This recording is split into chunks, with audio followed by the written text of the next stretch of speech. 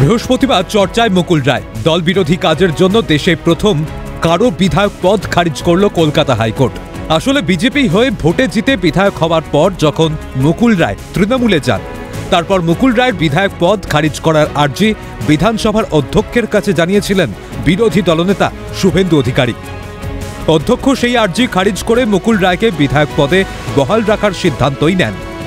স্পিকারের ওই সিদ্ধান্তকে চ্যালেঞ্জ করে বিরোধী দলনেতা যান কলকাতা হাইকোর্টে।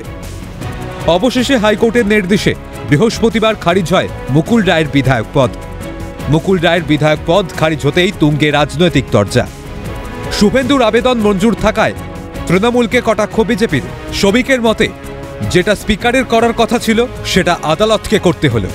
স্পিকারের করা উচিত ছিল। বিধানসভার গরিমা, বিধানসভার প্রতিষ্ঠা, সংসদীয় গণতন্ত্রের রীতিনীতি মেনে সেটা বাধ্য হয়ে যে কোর্টকে করতে হলো। আসলে এই সরকার কোনো সাংবিধানিক ব্যবস্থার প্রতি কোনো আস্থা রাখে না। তৃণমূল কংগ্রেস একটা রাজনৈতিক দল কিনা সেটা নিয়ে ভবিষ্যতে গবেষণা হবে। আদালতের রায়কে সমর্থন জানিয়েছে বাম কংগ্রেস দুই শিবিরই। তৃণমূলকে রাজনৈতিক চোর বলে কটাক্ষ কংগ্রেসের। সুজনের মতে দল বিরোধী কাজকে সমর্থন করছেন স্পিকার, এটা এবার তার বোঝা উচিত। আমি এই রায়কে স্বাগত জানাই।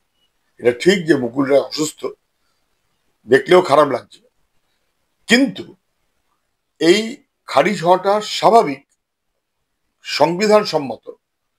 দলত্যাগ বিরোধী আমাদের যে আইন আছে তার পরিপ্রেক্ষিতে যে খারিজ করার কথা ছিল স্পিকারের অফিসে, স্পিকার করেনি, হাইকোর্ট খারিজ করেছে। রাজনীতিতে চুরি, মানুষের ভোটে জিতলো একটা দল থেকে আরেকটা দলে চলে গেল ভোটে জেতার পরে।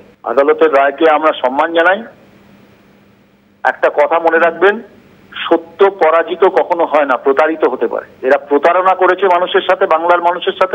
অবশ্য তৃণমূল শিবির এ নিয়ে খুব বেশি মন্তব্য করতে চায়নি, তবে অল্প কথায় বিজেপির উদ্দেশ্যে মন্তব্য জারি রেখেছেন কুণাল ঘোষ। তার সাফ দাবি, দিনের শেষে বিজেপির একটা বিধায়ক কমেছে, তৃণমূলের তো কিছু এসে যায়নি।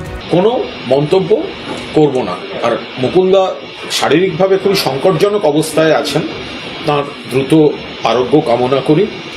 আর মুকুলদা তো নিজেই কনফিউজ ছিলেন কোন দলে আছেন, তো সেই কনফিউশন এই তদন্ত করতে গিয়ে মামলা ও মোকদ্দমার কাগজে এই কনফিউশন কোর্ট চত্বরেও সঞ্চারিত হয়েছে। তো ফলে কাগজে কলমে দিনের শেষে বিজেপির একজন এমএলএ কমেছে, তৃণমূলের কি ক্ষতি হবে? তৃণমূলের কোনো ক্ষয়ক্ষতির ব্যাপার নেই। দিনভর মুকুল রায়ের বিধায়ক পদ খারিজ নিয়ে এইভাবেই বঙ্গে জারি রইল রাজনৈতিক চর্চা। ক্যালকাটা নিউজ।